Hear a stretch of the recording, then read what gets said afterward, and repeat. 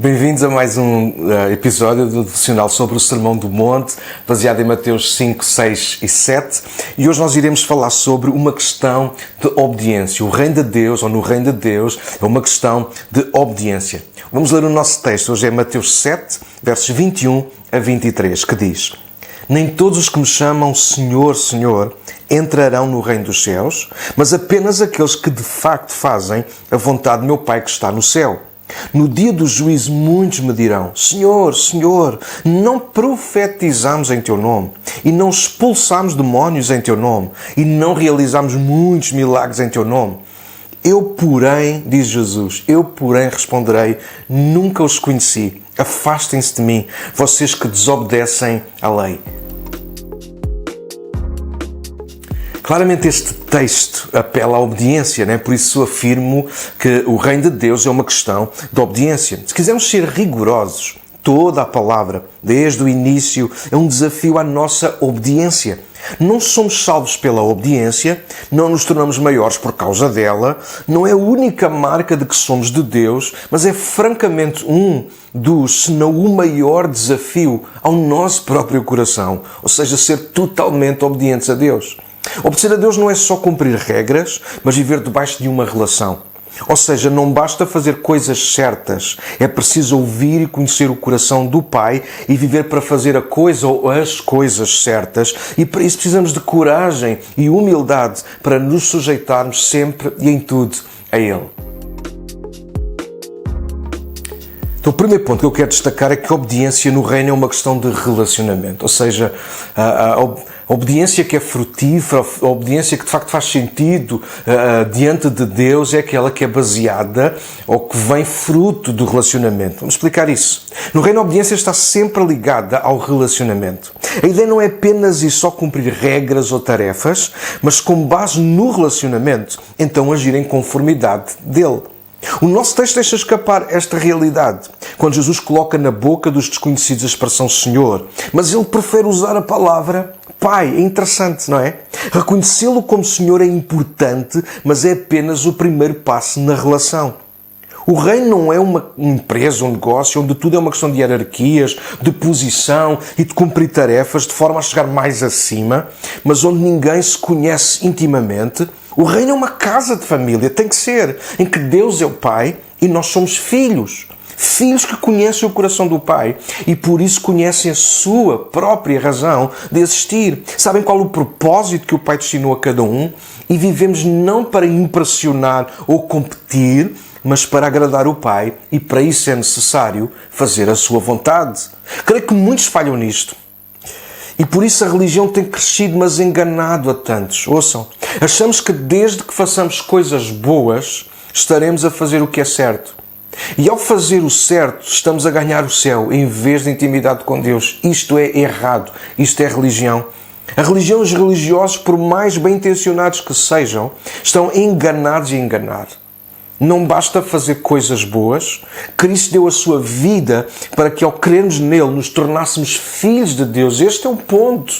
Considerá-lo Senhor não o torna prepotente ou oportunista. Isso apenas deveria ser o resultado de reconhecermos o nosso lugar no mundo, na vida e no reino.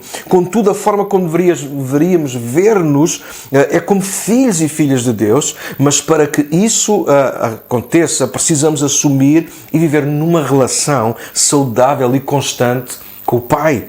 Ser obediente no reino não é ser um bom empregado, mas ser um bom e dedicado filho. Em segundo lugar, quero destacar que a obediência no reino é uma questão de sujeição. Sujeição, Este ponto é mais sensível, mas também importante. A obediência no reino é uma questão de sujeição. Ou seja, apesar de termos a nossa própria vontade, os nossos desejos, impulso e até boa vontade tantas vezes, sujeitamos voluntariamente tudo o que somos, temos e fazemos para agradar e servir ao Pai.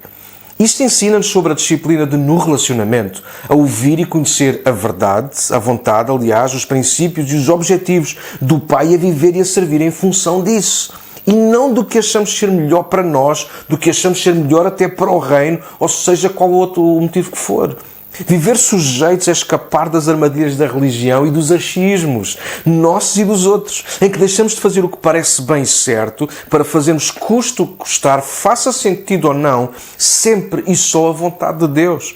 E mais, vivemos e servimos no reino e o reino, não com as nossas leis, as nossas desculpas, argumentos, motivações, mas debaixo da lei de Deus, do seu querer, do seu estabelecer de vontade. Sujeição no reino tem que ver com fazer o que Deus espera, pede ou deseja e não com as nossas expectativas ou dos outros à nossa volta.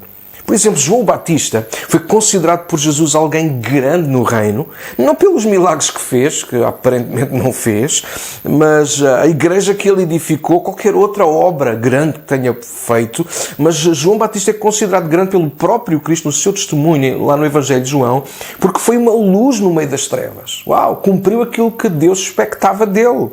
Enquanto alguns vacilaram, João manteve-se firme, de forma a honrar sempre e em tudo o Pai.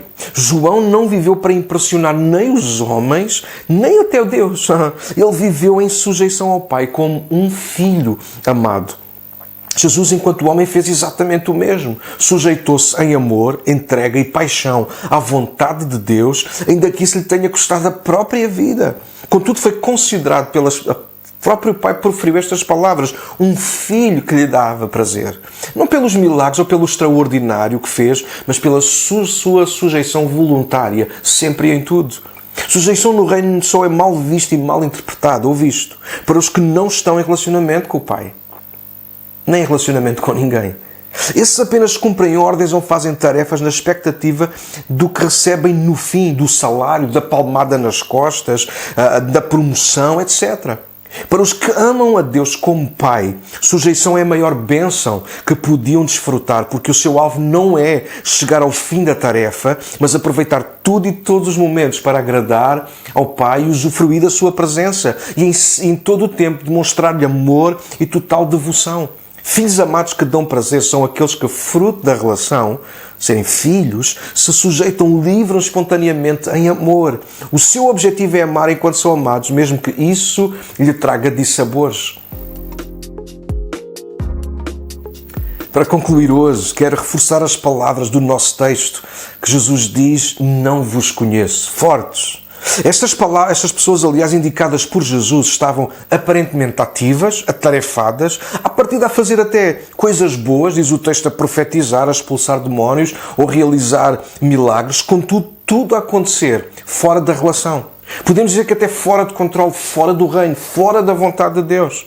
Na verdade, eles chamam Jesus de Senhor, mas apenas para terem entrada na eternidade. No dia do juízo de Jesus, alguns vão chamar Senhor.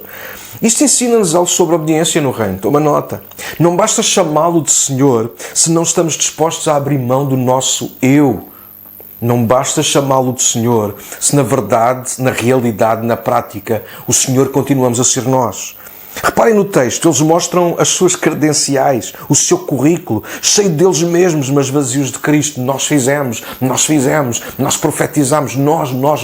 Uau! O sangue de Cristo garante a nossa entrada na eternidade, mas a nossa falta de obediência pode comprometê-la. E a obediência, como estamos a ver, não é só fazer tarefas, mas fazer tarefas como filhos, obedecer como filhos, como gente que ama, faz aquilo que ama para quem ama.